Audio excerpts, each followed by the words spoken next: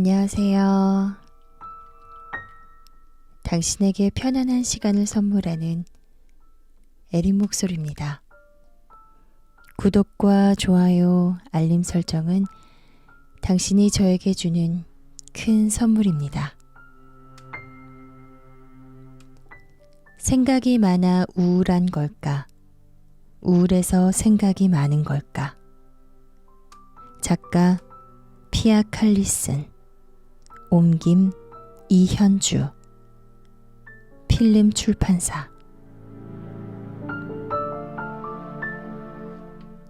작가 소개를 하겠습니다.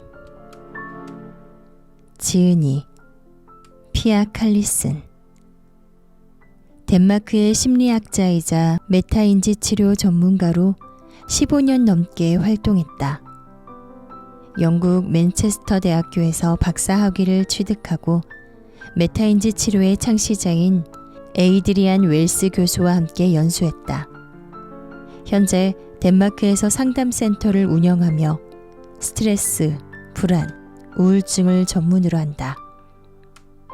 이 책은 메타인지 치료를 다룬 최고의 지침서로 꼽히며 베스트셀러에 등극했고 세계 각국에서 다양한 언어로 출간되고 있다.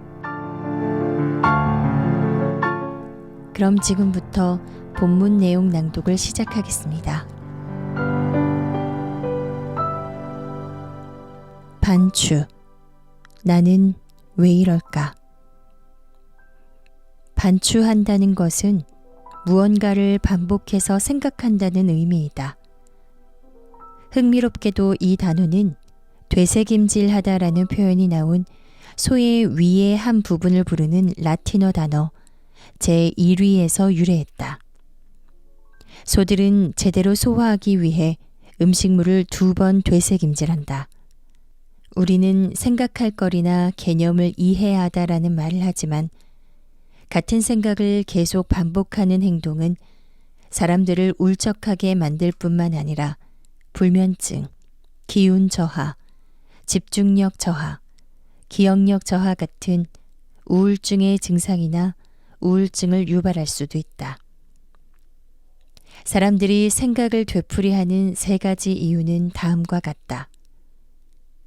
반추한다는 사실을 인지하지 못한다.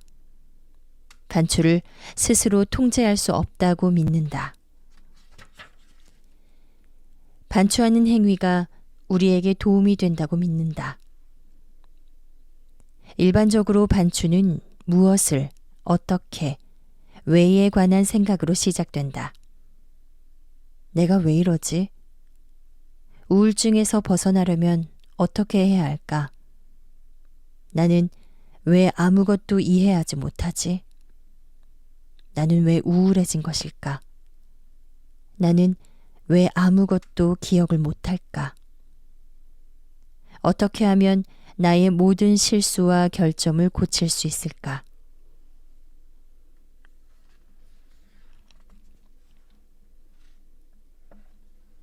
당신은 선택할 수 있다.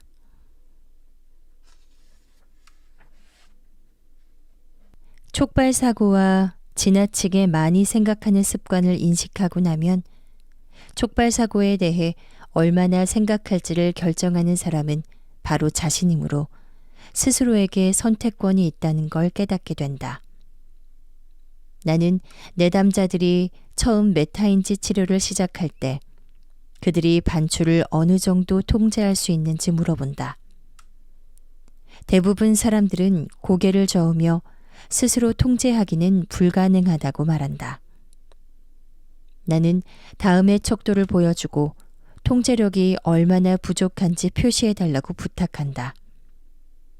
만약 100%라고 답하면 그들은 반추하는 행위를 전혀 통제할 수 없다는 의미다. 0%는 완전히 통제력을 갖고 있다고 믿는 것이다. 대부분 내담자들은 50에서 100% 사이에 표시한다. 그들은 대부분 지나치게 많이 생각하는 습관을 통제할 수 없다고 여긴다. 한 번도 반추를 통제하는데 성공한 적 없다고 말하는 내담자들도 있고 통제력을 잃어버렸다고 말하는 내담자들도 있다.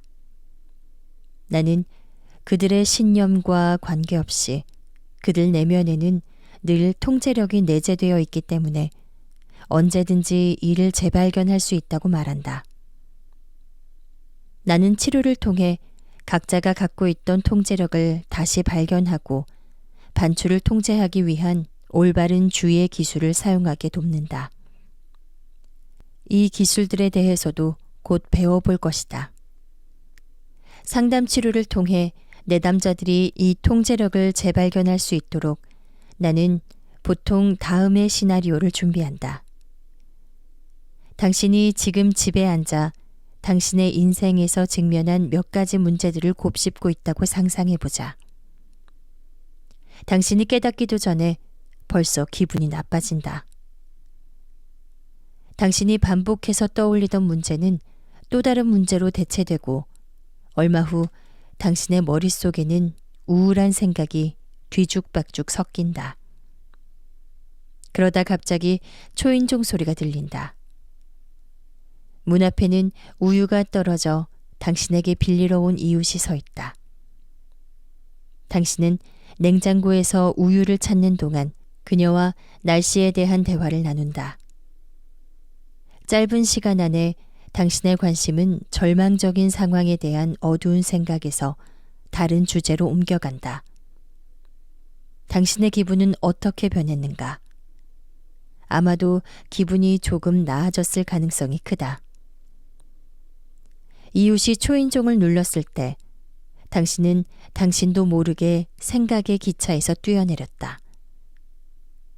초인종과 같은 방해 요소는 당신의 반추를 잠시 멈추게 하거나 완전히 사라지게 한다.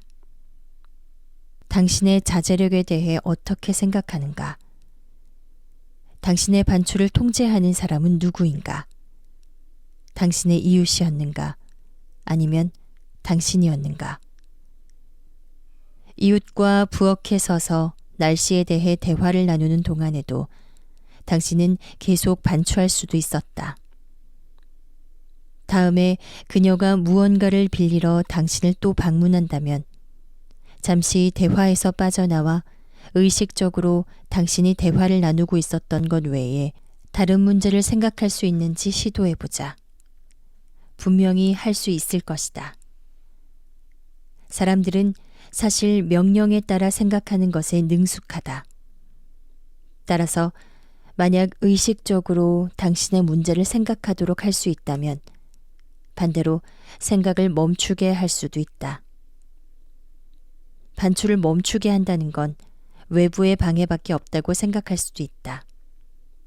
그러나 논리적으로 생각해보면 이웃은 자기 자신의 마음 외에는 다른 어떤 마음도 통제할 힘이나 능력이 없다는 걸 알 수 있다. 생각을 내려놓고 당신의 이웃과 나누는 대화에 주의를 옮기기로 결정한 것은 바로 당신이다. 그러므로 당신의 반추를 통제한 사람은 당신인 것이다. 내담자들이 이런 결론에 얼굴을 찌푸리며 의구심을 보일 때 나는 최근에 자신의 문제나 증상에 대해 반추했던 적을 떠올려 보라고 한다.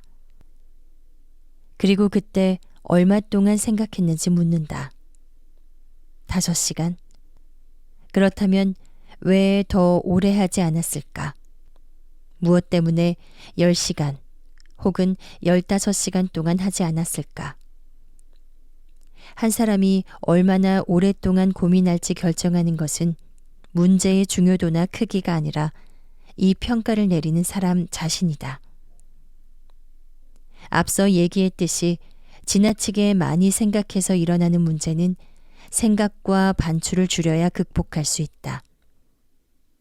그래서 메타인지 치료에서는 생각과 씨름하지도 생각을 바꾸지도 않는다. 단지 반추하는 시간을 줄일 뿐이다.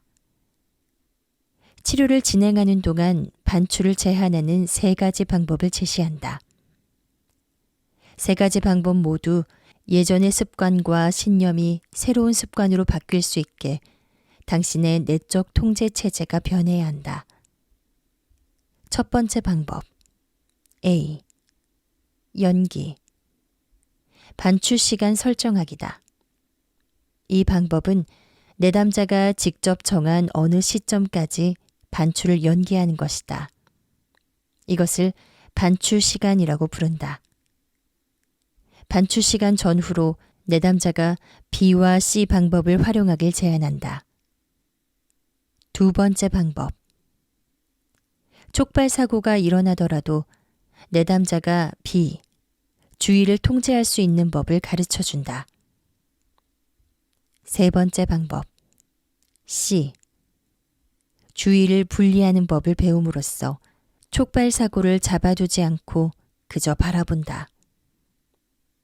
이 사례가 보여주듯이 머릿속에 촉발 사고가 떠오를 때 우리는 선택을 내려야 한다. 우리는 항상 통제하고 있었다. 세 가지 방법을 하나씩 살펴보자. 첫 번째 방법을 알아보기 전에 우선 반추는 기운을 떨어뜨리고 우울 증상을 유발한다는 점을 다시 한번 강조한다. 삶을 살아가며 우리는 모두 많은 문제와 그것과 관련된 부정적인 생각을 경험한다. 연인과의 문제도 일어나고 학교나 직장에서 좌절도 경험하며 가족과 친구들에게 실망할 일도 생긴다. 그 결과 우리는 그들은 왜 나를 떠났을까? 나는 자격이 충분한데 왜 그 자리를 얻지 못했을까? 친한 친구들이 왜 우리와 휴일을 보내고 싶어 하지 않을까? 와 같은 질문들을 던진다. 부정적인 생각은 보통 저절로 사라진다. 잠시 후 현실이 개입하면 과거의 경험은 뒤로 물러난다.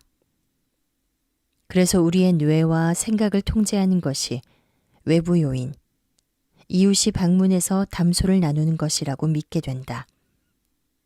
하지만 이건 사실이 아니다. 당신의 머릿속에서 일어나는 일을 통제하는 것은 당신뿐이다. 우리는 각자의 촉발 사고를 통제하기 위해 어떤 전략을 쓸지 결정할 힘을 갖고 있다.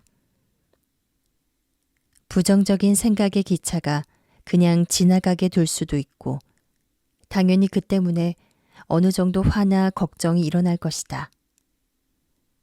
그 기차에 올라타서 생각이 우리를 휩쓸고 가도록 둘 수도 있다. 생각이 기차를 오래 타고 있을수록 감정은 더 격해진다. 경험이나 감정에 지나치게 집중하는 경우를 설명할 때 몰두하다라는 단어를 쓰기도 한다. 우리는 우리 안에 있는 슬픔을 쏟아내기 위해 우리만의 노래를 반복해서 들으며 싸우거나 이별한 후에 연애 문제에 몰두하기로 선택한다. 우리는 일기를 쓰거나 가족, 친구들에게 털어놓거나 스스로 분석하면서 슬픔을 없애고 통제력을 얻으려 한다. 하지만 우리가 아무리 노력해도 이런 행동은 반대 효과를 낸다. 우리는 슬픔을 쏟아내지도 슬픔을 떨쳐내지도 못한다. 우울증이 생길 때까지 이 문제를 붙들고 계속 유지시킬 뿐이다. 메타인지 치료를 진행하는 동안 나는 머릿속에 떠오르는 모든 생각을 어떻게 해야 할까요? 모두 밀쳐내야 하나요? 라는 질문을 많이 받는다. 나의 답은 확고한 아니오다. 문제는 우리가 생각한다는 사실에 있지 않기 때문에 생각을 억누르는 것이 해결책이 될 수 없다. 또한 알코올이나 음식, 섹스, 약물, 자해, 장시간 근무, 게임 등으로 생각과 감정을 무디게 하는 것도 좋은 방법이 아니다. 기분풀이 오락이나 주의를 돌리기 위한 방법들에 끌리기 쉽지만 이것은 효과적이지 않다. 한 가지 확실한 점은 물 아래로 밀어넣어도 계속 떠오르는 고무오리처럼 부정적인 생각도 우리가 억누르려 해도 표면으로 오른다는 것이다. 가끔 내담자들은 더 괴로운 생각에 휘말리지 않으려고 한 가지 특정한 생각을 반추한다고 말한다. 머릿속이 재정 상태나 쇼핑, 청소처럼 일상적인 걱정으로 가득 차면 내가 남편을 진심으로 사랑하는 걸까? 혹은 나는 가치 있는 사람일까 같은 더 심각한 촉발 사고가 들어올 자리가 없다. 나는 이 전략을 반추 전략에 대해 반추하기라고 부른다. 당연히 이 방법으로 어떤 문제도 해결할 수 없다. 사실 이것은 장기적으로 생각을 억압해서 결국 우울증으로까지 이어지게 할 수 있다. 해결책은 생각을 떠오르는 대로 가만히 두는 것이다. 웰스가 말한 것처럼 아무것도 하지 않기 위해 할 수 있는 모든 걸 하라. 이것은 생각을 적게 할수록 당신에게 더 유리하다는 것을 의미한다.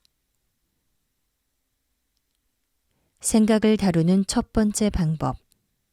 반추 시간 정해놓기. 촉발 사고가 불쑥 떠오를 때 우리는 그 생각에 사로잡히게 내버려 두고 싶어진다. 어제 남자친구는 왜 그런 말을 했지? 그게 대체 무슨 의미였을까? 그가 왜 바람 피우는 것 같은 기분이 들까? 어떻게 다른 사람들에 대한 신뢰를 회복할 수 있을까? 촉발 사고는 현실적인 문제, 도전, 어려움에 대한 것일 수도 있는데 이런 경우는 문제를 해결하기 위해 생각할 필요가 있다. 통찰을 얻고 최선의 답을 찾기 위해 모든 것을 충분히 생각해야 한다. 어쩌면 상사는 우리를 두렵고 불안하게 만드는 진짜 분노 조절 문제를 가졌는지도 모른다. 어쩌면 우리는 교육과정이나 진로를 선택해서 기한 내에 지원해야 할 수도 있다. 어쩌면 배우자가 외도를 해서 우리에게 실망과 배신감을 안겨주었을지도 모른다. 우리는 이런 문제들을 해결해야 한다. 떠오르는 생각을 막는다거나 생각이 떠오르는 시점을 통제할 수는 없지만 그 문제에 대해 얼마나 오래 생각할지는 제한할 수 있다. 오랫동안 반추한다고 해서 짧게 생각할 때보다 더 현명한 해결책을 얻는 건 아니다. 우리가 하루에 10시간씩 상사에 대해 반추한다고 해서 상사가 더 착해지지는 않을 것이다. 여러 선택지를 계속 숙고한다고 해서 더 나은 진로 결정을 할 수 있는 것도 아니다. 파트너가 외도하기 전으로 시간을 돌릴 수도 없다. 과도한 반추는 상황을 명료하게 만들기보다 더 혼란스럽게 만든다. 그래서 우리는 반추 시간을 정해 놓아야 한다. 문제를 분석할 수 있는 제한된 시간을 정해 놓는다. 많은 사람들이 출근길이나 식사를 준비할 때 아이들을 재우고 난 후를 반추 시간으로 정한다. 나는 항상 내담자들이 자신과 가족 모두에게 편리한 시간이 돼 가급적 잠자리에 들기 직전이 아닌 시간을 선택하라고 조언한다. 일반적으로 밤 8시에서 9시가 적당하다. 반추 시간에 우리는 생각과 감정, 문제를 분석하고 필요한 결정을 내린다. 만약 밤 8시 전에 촉발 사고가 떠오른다면 있는 그대로 내버려 둔다. 물론 머릿속에 그 생각이 있다는 사실은 알아차릴 수 있지만 그대로 두는 연습을 해야 한다. 만약 우리가 촉발 사고에 휩쓸려 밤 8시 전에 상념에 빠졌다는 것을 깨닫게 되면 얼른 생각의 기차에서 내려 생각을 그대로 두고 밤 8시까지는 반추하지 않기로 결정한다. 아마 생각의 기차에서 내리려고 애써야 하는 경우가 여러 차례 생길 것이다. 우리의 통제 체제가 바뀌려면 시간이 필요하다. 반추 시간이 의무적인 건 아니다. 어떤 날에 반추할 마음이 들지 않는다면 다음날 정해놓은 시간까지 생각을 미루어야 한다. 생각할 거리가 너무 많아서 정해진 시간이 부족한 날이라도 반추하는 시간을 더 늘려선 안 된다. 다음날 약속한 시간까지 기다려야 한다. 중요한 생각은 메타인지가 기억할 것이다. 내가 반추해야 할 것들을 잊어버리면 어떡하죠? 내담자들이 자주 하는 질문이다. 낮에 떠오른 생각을 그대로 두고 시간까지 기다리다가 중요한 생각을 잊게 되진 않을까? 나중에 잊지 않기 위해 짧은 메모라도 남겨놓아야 할까? 그럴 필요 없다. 나는 내담자들에게 촉발사고를 기억하지 못할까봐 걱정할 필요 없다고 말한다. 만약 정말 중요한 생각이라면, 그리고 촉발사고는 정서적으로 의미 있는 무언가와 관련된 생각을 의미한다. 메타인지가 우리를 위해 기억하고 있다가 반추 시간에 떠올려 줄 것이다. 우리의 메타인지는 인생에서 중요한 문제들을 자동으로 기억하게끔 똑똑한 방식으로 설정되어 있다. 나는 내 일을 정말 하고 싶은 게 맞는 걸까? 라는 생각이 들었다면 분명히 밤 8시에도 쉽게 기억해낼 수 있다. 정해놓은 시간에 떠오르지 않는 생각이라면 아마 그렇게 중요한 문제가 아닐 것이다. 시간이 흐를수록 긍정적인 감정을 더 자주 느낄 뿐만 아니라 기분도 나아지고 수면의 질도 좋아지는 등 반추 시간을 제한해 놓을 때의 장점을 더 경험하게 될 것이다.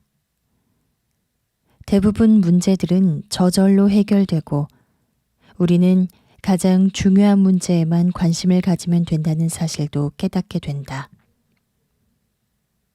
나는 시간을 제한하는 방법만으로 많은 내담자들이 우울증을 극복하는 모습을 목격한다.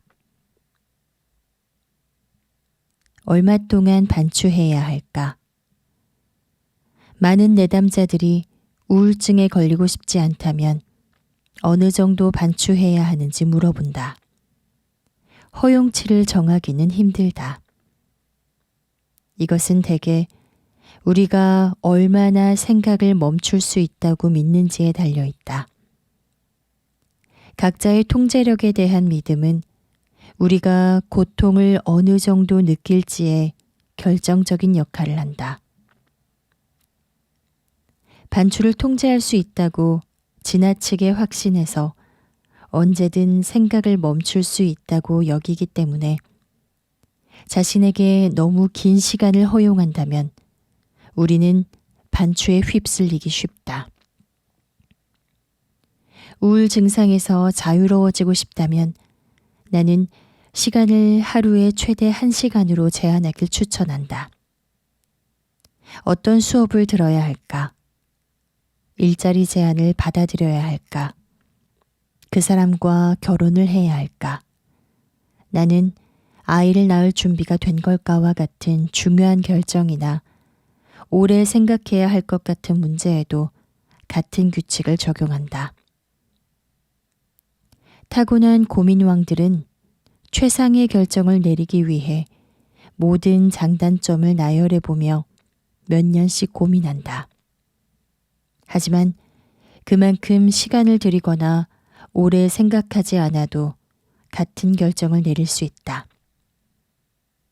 내가 실제 상담센터에서 하는 치료법은 다음과 같다. 1일 반추 시간 설정하기. 메타인지 치료를 위해 나를 찾는 사람들의 한 가지 공통점은 하루에도 몇 시간씩 생각을 곱씹는다는 것이다. 그래서 치료를 받는 동안 그들의 반추 시간을 설정하는 법을 배운다.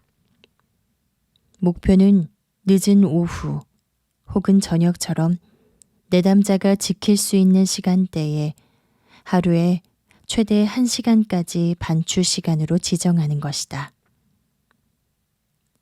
반추 시간을 설정한다는 것은 만약 오전 10시에 촉발 사고가 떠올라도 밤 8시가 되기 전까지는 절대 그 생각을 분석할 수 없다고 단호히 말하는 것이다.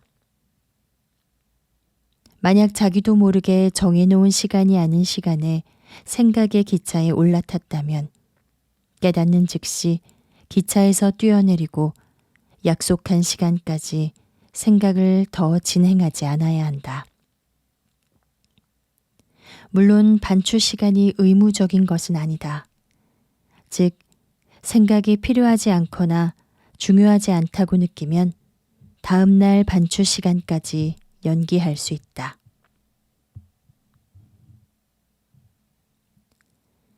생각을 다루는 두 번째 방법, 주의 통제하기. 생각에 대한 통제력을 잃었다고 느끼는 내담자들을 많이 만난다. 그들은 내 생각을 제어할 수 없어요. 더 이상 예전처럼 내 생각을 통제할 수 없어요 라고 말한다. 아무도 생각의 기차를 제어할 수는 없지만 그 생각에 얽매일지 아니면 생각으로부터 거리를 둘지는 우리가 선택할 수 있다. 이 통제력을 올바른 방식으로 활용할 때 생각 자체를 통제하는 게 아니라 생각을 다루는 방법을 통제할 때 우리는 완전한 통제력을 갖고 있다는 걸 알게 된다. 우리는 생각 자체 때문이 아니라 그 생각을 지나치게 오래 곱씹기 때문에 슬프거나 우울해진다는 사실을 기억하자. 그러면 모든 것이 엉망이 되고 인생이 힘들어져도 이에 대해 우울해하지 않을 수 있다. 이것은 우리가 통제력을 의식하고 있지 않더라도 반추를 통제하고 있다고 느끼기 때문이다. 생각하는 습관을 통제한 경험이 있고 반추 시간을 제한하는데 이 통제력을 발휘해 본 사람은 우울해지지 않는다. 당연히 힘든 날도 있고 낙담하는 순간도 오겠지만 중심을 잃지 않으며 안전장치가 있다고 믿는 사람들은 우울증이 생길 때까지 오래 생각에 잠겨 있지 않는다. 우울증을 앓고 있는 사람이나 과거에 우울증을 앓았던 사람들도 모두 이 안전장치를 갖고 있다. 그들의 자제력도 우울증을 한 번도 앓은 적 없는 사람들만큼이나 훌륭하다.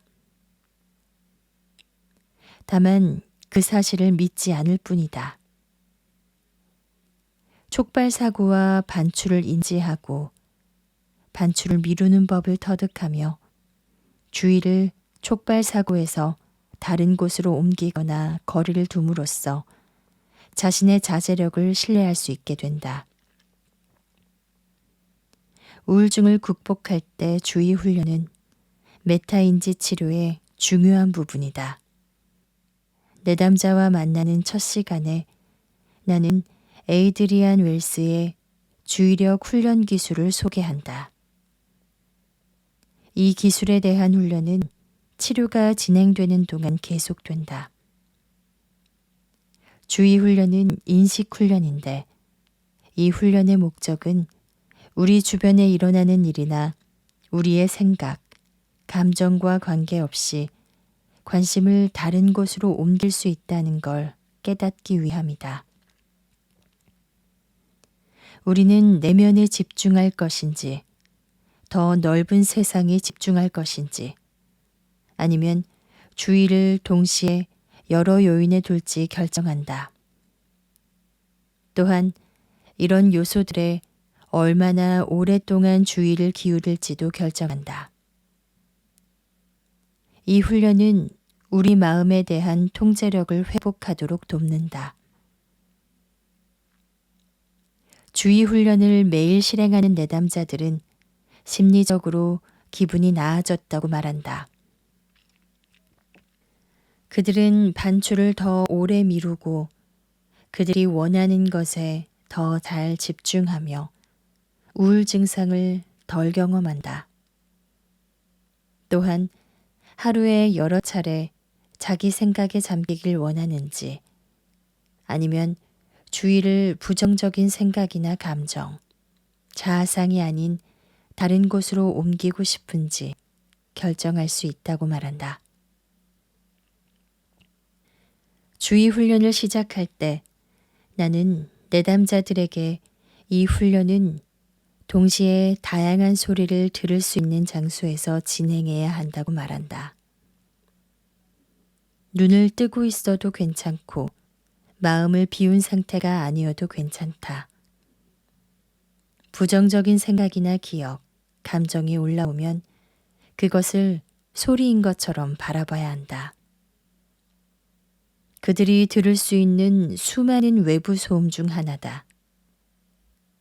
생각을 떨쳐내거나 다른 생각을 하려 애써도 안 된다. 내면의 생각이 그냥 흘러가도록 해야 한다. 생각은 잠시 머물다가 다른 생각으로 바뀌거나 아예 사라질 수도 있다. 만약 내담자들이 그 생각에 의해 산만해지면 그들은 다른 외부 소리에 다시 주의를 집중한다. 한 번에 한 종류의 소리에만 집중해야 한다. 주의 훈련을 하는 동안 불안한 감정이나 생각이 올라온다면 그 감정과 생각을 충분히 인식할 수는 있지만 그 생각을 더 진행하지 않고 훈련을 지속해야 한다. 나는 보통 초기 훈련을 받기 전과 초기 훈련을 받은 직후에 내담자들에게 그들의 주의가 내부에 있는지 외부에 있는지 물어본다. 만약 훈련이 잘 진행되었다면 보통 외부 환경 쪽으로 최소한 2점 정도는 움직인다. 주로 내면 집중력을 키우는 마음 챙김과 명상과는 반대로 주의 훈련은 외부 집중력을 키운다. 우울증 증상을 보이는 내담자에게도 주의 훈련은 빠른 시일 내에 지속적인 효과를 발휘한다. 가장 빠르고 확실한 효과를 얻으려면 하루에 2번씩 훈련을 이어나가길 추천한다. 매일 같은 시간에 진행할 필요는 없지만 시간을 정해놓고 훈련하는 편이 더 수월하다. 훈련을 하는 동안 자기 자신에게 인내심을 가져야 할 때도 있고 남들보다 이 훈련을 더 잘 해낼 때도 있다는 것을 받아들여야 한다. 내가 실제 상담센터에서 하는 치료법은 다음과 같다. 소리를 이용한 주의 훈련. 우리 상담센터에서 메타인지 치료를 진행할 때는 상담을 마무리하기 전 10분 동안 주의 훈련을 한다. 이 훈련은 내담자들이 선택적으로 집중하고 대상을 빠르게 전환하며 주의를 기울이고 동시에 다양한 요소에 주의를 집중하는 능력을 찾게 도와준다. 내담자에게 동시에 다양한 소리를 최소한 3가지 소리가 필요한데 소리가 많을수록 좋다. 들려주며 훈련을 시작한다. 이 훈련을 유난히 힘들어하는 내담자들도 있는데 그런 경우에 나는 2가지 소리로 시작해 서서히 소리의 종류를 늘려간다. 보통 나는 상담받는 장소에서 들을 수 있는 소리를 활용한다. 자동차 경적, 새가 지저귀는 소리, 사람들이 대화를 나누는 소리, 냉장고나 컴퓨터가 돌아가는 소리, 텔레비전이나 라디오 소리 등 다양하다. 또한 반드시 여러 방향에서 소리가 나도록 한다. 가까운 거리에서 들리는 소리와 멀리서 들리는 소리, 왼쪽에서 들리는 소리와 오른쪽에서 들리는 소리를 모두 활용한다. 그것이 어떤 소리인지 알아내고 나면 세 부분으로 나누어 10분 동안 주의를 집중하는 연습을 한다. 먼저 4분 동안 각각의 다양한 소리에 선택적으로 집중한다.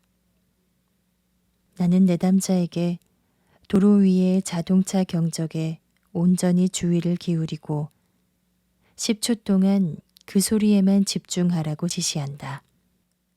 이제 그 소리를 제외한 다른 소리들은 중요하지 않다. 이제 10초 동안 식기세척기 소리에만 주의를 집중한다. 다시 다른 소리들은 중요하지 않다. 내담자는 이렇게 각각의 소리에 10초씩 주의를 옮기며 4분을 보낸다. 그 다음 4분 동안 내담자는 빠른 속도로 다양한 소리로 주의를 옮긴다. 한 소리당 2초에서 4초를 넘기지 않는다. 훈련이 마무리될 무렵 내담자는 2분 동안 내가 주의 분산하기라고 부르는 연습을 한다. 주의 분산하기는 동시에 모든 소리에 관심을 분산하는 것이다. 2단계가 되면 더 어려운 훈련을 할 준비가 된 내담자들도 있다. 그런 내담자들은 더 까다롭고 새로운 소리의 조합으로 연습하길 추천한다. 예를 들면 높은 음역과 낮은 음역의 소리를 함께 활용하는 것이다. 또한 내담자들의 촉발 사고를 휴대폰에 녹음하여 다른 소리와 함께 틀어놓으면 다른 소리에 집중함으로써 촉발 사고와 거리를 두는 법을 훈련할 수 있다. 종종 외부 소음에 집중하기 힘들어하는 내담자들도 있는데 이는 촉발 사고에 예민해서 이 소리가 외부 소음보다 더 크게 들리기 때문이다. 이런 경우에 나는 주의에 대한 통제력을 보여주기 위해 착유리 연습이라고 부르는 간단한 연습을 한다. 내담자와 함께 상담센터의 창문 앞에 서서 착유리에 화이트보드 펜으로 그들의 촉발 사고를 적는다. 도대체 나는 뭐가 문제야? 동료들이 나를 좋아하지 않을까봐 걱정돼. 나는 왜 이렇게 슬퍼할까? 등이 될 수 있다. 나는 내담자들에게 각자의 촉발 사고에 온전히 집중한 후 착유리에 펜으로 쓴 글씨만큼 선명하진 않아도 그 글씨 너머로 반대편에 있는 집이나 파란 하늘을 바라보라고 말한다. 이후에 우리는 글씨 너머로 보이는 것에 주의를 옮긴다. 집 앞에 있는 나무, 길가에 주차된 자동차, 반대편 집의 창문이 보인다. 내담자들은 이제 촉발 사고가 적힌 글씨가 덜 선명하게 보인다는 걸 알아차린다. 그 글씨들은 여전히 사라지지 않고 창문에 적혀 있지만 내담자들은 다른 것에 집중하고 글씨 너머에 있는 것을 바라볼 수 있다. 그러면서 자신의 주의를 통제할 수 있다는 걸 이해하게 된다. 훈련 중 내담자들이 흔히 겪는 함정들은 다음과 같다. 첫째, 특정한 소리들을 뒤로 하고 다른 소리들에 지나치게 집중한다. 그들은 항상 모든 소리를 듣고 싶어 하는데 우리가 주의를 집중하기로 결정한 소리가 아닌 소리에도 집중하려 한다. 아마 가장 주의를 기울이지 않는 소리는 어느 정도 약해진다는 것을 알아차리겠지만 이것은 이 훈련의 목표가 아니다. 여기서 목표는 한 번에 한 가지 소리에 집중하고 주의를 기울이는 것이다. 둘째, 훈련하는 동안 자기 생각이나 감정을 통제하려 한다. 그 과정에서 자기 생각이나 감정을 통제하기 시작하면 통제하는 것을 그만두고 연습을 반복해야 한다. 셋째, 부정적인 생각과 좌절감에 사로잡힌다. 훈련을 진행하는 동안 몇몇 소리에 짜증이나 화가 올라온다고 말하는 내담자들도 많다. 어떤 소리는 너무 희미하고 비슷해서 좌절감을 느낄 수도 있다. 하지만 훈련이 원래 그런 것이다. 이 연습은 내부와 외부의 소리, 생각, 특히 부정적이고 불만스러운 생각에 주의를 기울였다가 또 거리를 두는 법을 배우는 것이다. 넷째, 세탁이나 장보기 같은 일상 루틴을 실행하는 동안 기술들을 소극적으로 실행한다. 하지만 훈련에 집중할 시간을 가진 후 나중에 일상 업무를 해야 한다. 다섯째, 잠이 들거나 자신을 진정시키는데 이 훈련을 활용한다. 이 훈련의 목표는 이완하는 것이 아니라 주의를 의식적으로 한 곳으로 보내고 또 다른 곳으로 옮기는 것이다. 생각을 다루는 세 번째 방법. 의식은 하되 분리해서 보기. 반추의 반대는 웰스와 매튜스가 거리를 두는 마음챙김이라고 부르는 상태다. 이것은 우리가 잠들기 몇 분 전처럼 생각의 흐름을 수동적으로 바라보는 상태를 의미한다. 생각에 대해 어떤 행동도 취하지 않는다. 그저 관찰할 뿐이다. 따라서 반추의 반대는 마음이 텅 비어 있다거나 생각이 줄어들거나 평온한 생각만 하는 것이 아니다. 우리는 하루에 7만 가지의 생각을 한다. 머릿속에 떠오르는 생각을 대안할 수는 없지만 그 생각으로 아무것도 하지 않을 수는 있다. 많은 사람들이 생각을 떠올랐을 때 생각을 가만히 바라보는 것을 힘들게 여긴다. 이런 상태에 이를 수 있게 도와주는 훈련이 바로 호랑이 훈련이다. 우선 호랑이 한 마리를 떠올려 보자. 지금 당신 눈앞에 호랑이가 살아있는 것처럼 자세히 상상해 본다. 당신의 마음 한가운데에서 호랑이에 대한 생각이 다른 생각이 들어올 자리를 모두 차지하고 있다. 이제 머릿속에서 그려놓은 호랑이를 놓아주자. 호랑이에 대한 생각을 수동적으로 바라보고 어떤 일이 일어나는지 지켜보자. 호랑이가 그곳에 계속 서 있을 수도 있고 호랑이가 어슬렁어슬렁 돌아다닐 수도 있다. 어쩌면 아예 사라져 버릴지도 모른다. 호랑이가 어떻게 하든 그 생각에 대한 통제를 내버려 둔 채로 가만히 기다린다.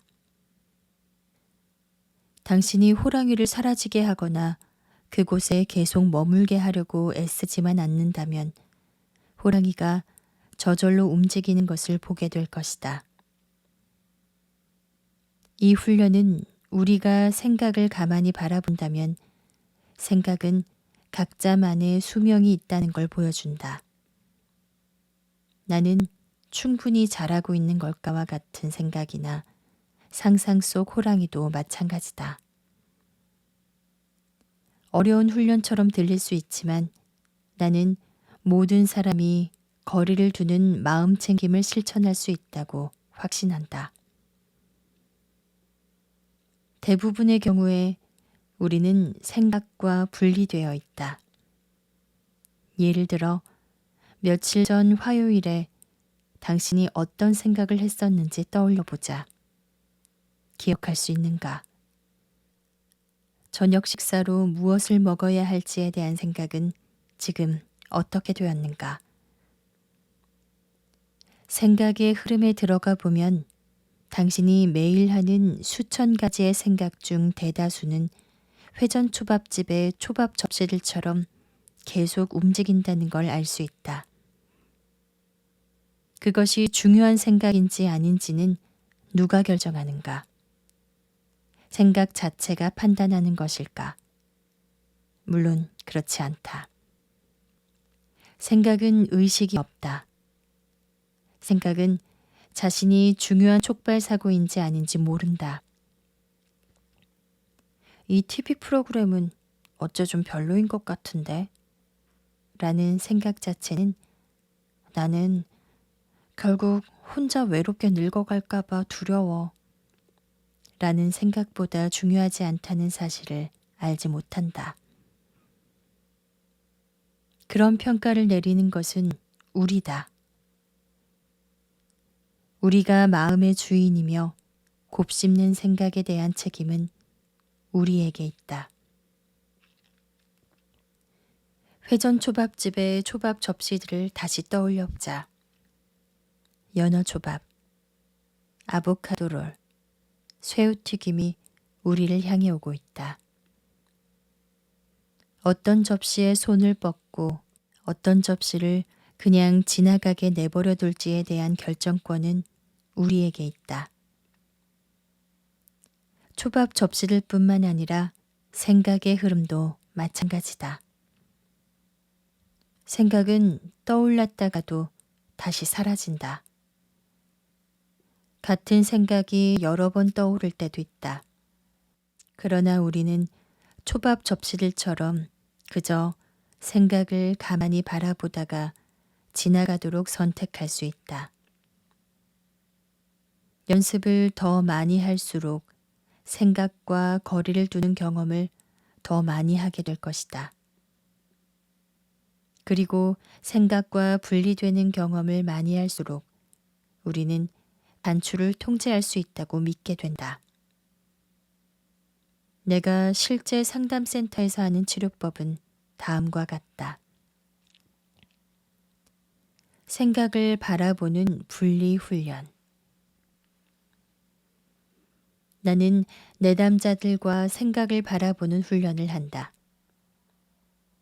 내담자들에게 편안히 앉아 머릿속에 떠오르는 모든 생각을 그곳에 그대로 두되 한 생각에 깊이 빠지지 말라고 조언한다. 그저 생각을 관찰하라고 말한다.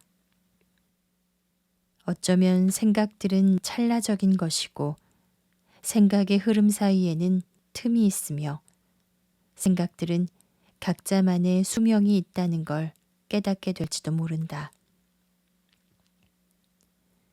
많은 내담자들이 왜 나는 아무 생각이 안 들지?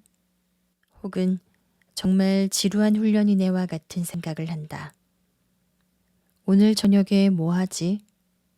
왜 상사는 어제 내 직업에 대해 아무런 언급도 하지 않았지? 왜 상사는 어제 내 작업에 대해 아무런 언급도 하지 않았지? 집을 어떻게 깔끔하게 정리할까처럼 훈련과 관계없는 생각을 하기도 한다.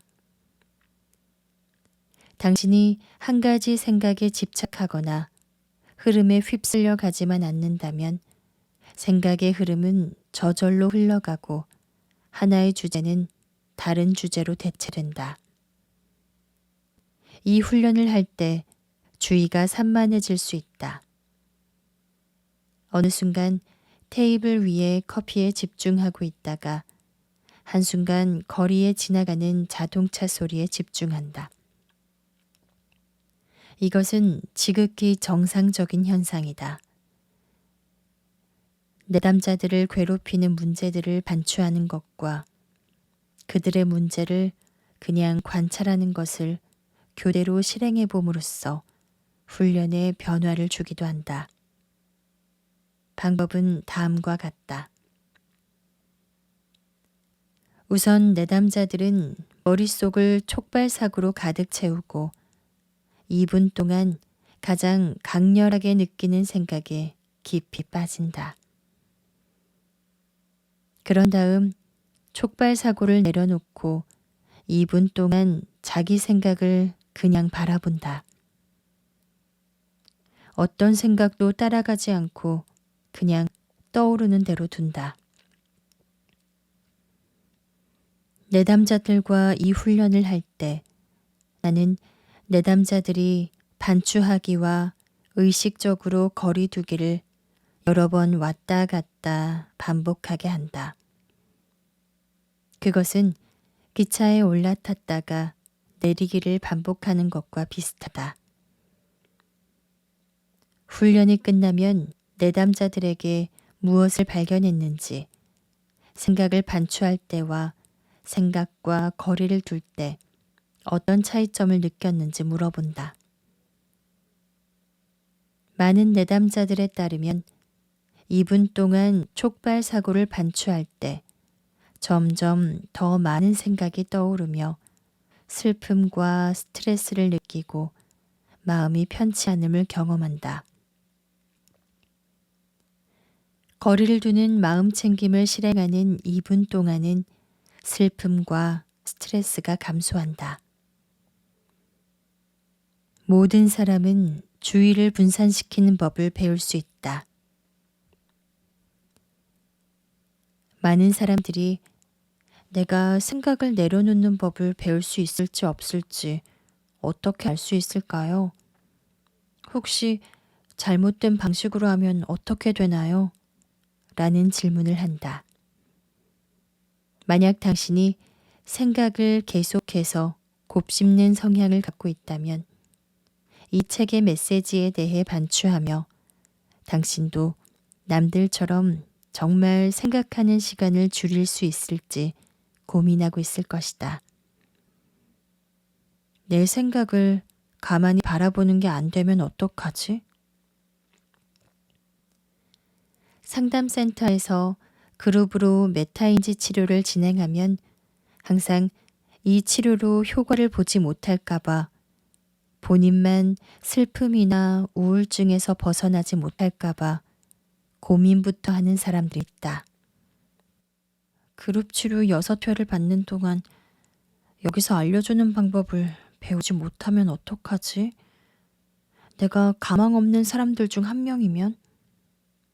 다른 사람들이 나보다 더 빨리 배우면 어떡하지? 자신이 정말 덜 반추하는 법을 배울 수 있을지 없을지 반추하기 시작한다면 방법은 한 가지밖에 없다. 지금 떠오르는 생각은 그대로 두고 오늘 밤 8시에도 이 생각이 떠오른다면 그때 반추해보자. 그때까지는 생각이 그냥 흘러가도록 내버려 둘 거야 라고 스스로 되뇌이는 것이다. 내가 실제 상담센터에서 하는 치료법은 다음과 같다. 서서히 반추 시간을 줄이고 거리를 두는 마음 챙김 늘리는 방법. 이따금 내가 타고난 고민왕이라고 부르는 사람들이 상담센터에 방문한다.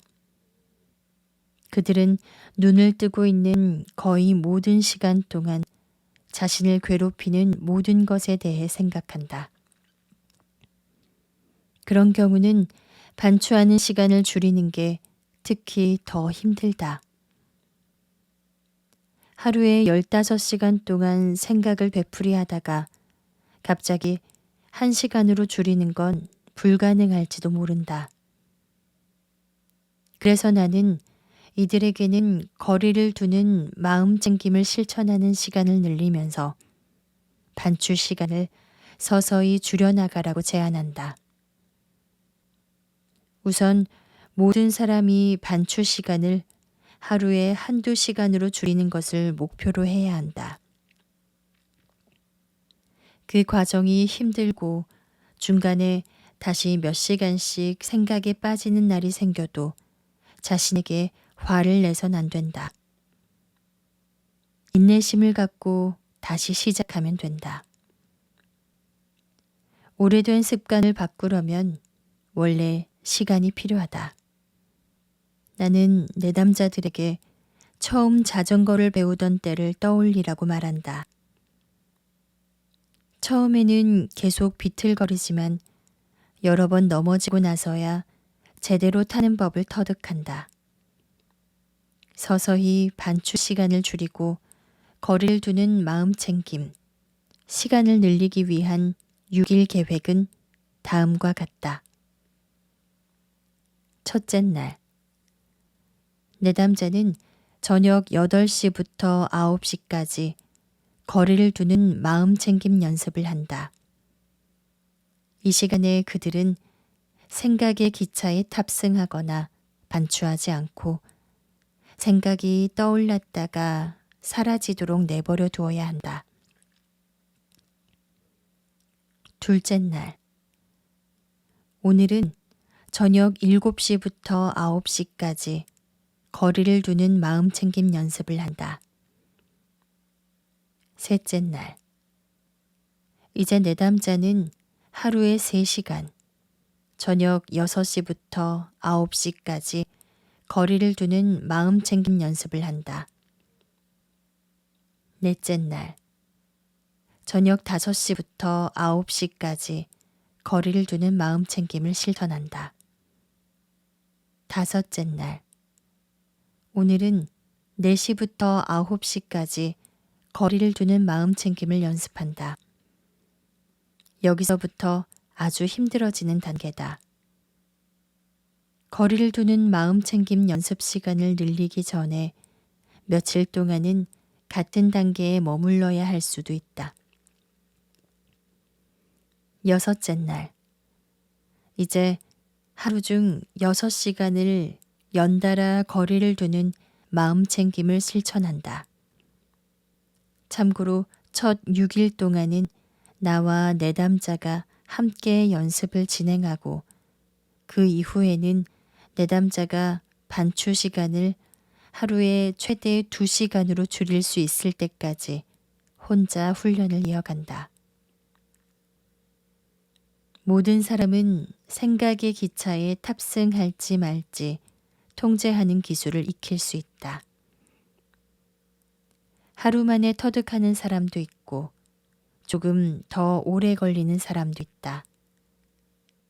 촉발 사고를 더 잘 파악하고 반추하는 것을 잘 인지하며 반추하는 시간을 줄이고 우리 외부의 삶에 주의를 기울이고 생각과 거리를 두는 시간을 늘릴 때 우리는 생각에 대한 통제력이 더 커지는 것을 발견할 것이다. 또한 자제력에 대한 믿음도 더 확고해진다. 이 과정에서 겪는 모든 경험은 자신의 통제력에 대한 믿음을 더 확고히 하는 데 도움이 되고 이를 통해 얻는 자신감은 선순환을 일으킬 것이다. 그러므로 우리가 여전히 얼마나 많은 촉발 사고를 갖고 있는지에 대해서는 걱정할 필요가 없다. 인생은 끊임없이 그리고 완전히 무의식적으로 우리가 훈련할 수 있는 촉발 사고들을 만들어낸다. 우리에게 어려움이나 좌절이 닥칠 때마다 우리가 연습할 수 있는 촉발 사고가 따라온다. 우리가 반추를 조절할 수 있다는 걸 깨닫고 나면 불편한 촉발 사고가 두려워서 평소에 회피했던 일들을 도전할 수 있다. 파트너나 친구와 불편한 대화를 마침내 나누거나 동료나 가족 구성원에 맞선다거나 상사에게 연봉 인상을 요구할 수도 있다. 만약 친구와 곤란한 대화를 나누기 두려워한다면 그 후에 따라오는 불편한 생각들을 우리가 감당할 수 없다고 믿기 때문이다. 하지만 우리는 충분히 감당해낼 수 있다. 우리의 생각과 감정이 어떻든지 간에 반복된 생각을 조절해 본 경험은 우리를 훨씬 더 강한 존재로 만들어줄 것이다. 내담자가 메타인지 치료를 통해 반추를 조절하는 데 성공하고 나면 나는 예전에 보여주었던 척도를 보여주며 당신은 지금 어느 정도 반추를 제한하고 통제할 수 있다고 믿나요? 라고 물어본다. 0%는 반추를 완전히 통제할 수 있다는 것을 의미하고 100%는 반추에 대한 통제력이 전혀 없다는 것을 의미한다. 치료를 진행하는 동안 거의 모든 내담자들은 반추를 통제할 수 있다고 믿기 시작한다. 몇 주 동안 반추 시간을 연기하는 훈련과 주의 훈련을 하고 거리를 두는 마음 챙김을 실천하다 보면 반추를 통제할 수 있는지에 대한 믿음이 척도의 왼쪽으로 움직인다. 그들은 허탈감과 우울증을 지속시키는 과정을 더 잘 통제할 수 있다는 걸 깨닫는다. 그럼 생각이 많아 우울한 걸까? 우울해서 생각이 많은 걸까? 낭독을 마치도록 하겠습니다. 편안한 시간 되세요.